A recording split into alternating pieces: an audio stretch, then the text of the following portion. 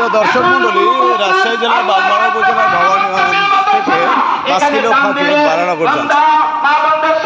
বারানগর জালসায় আসছিলাম, দেখতে পাচ্ছেন রাস্তায় লোকের তেমন ভিড় নাই, বললে চলে, তারপরেও অনেক ভিড়। রাস্তায় চলতি পথে ভিডিও শট নিচ্ছি, আপনারা দেখতে পাচ্ছেন। রাস্তায় ঢুকতে রাস্তায় মোটামুটি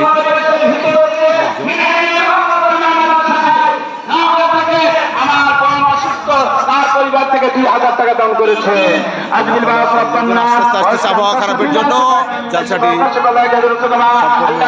সাফল্যময় হচ্ছে না।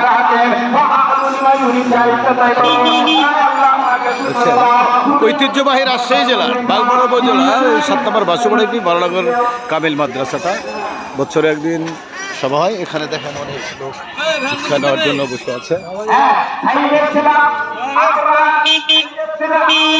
আমরা ভ্যানে চলতে দেখে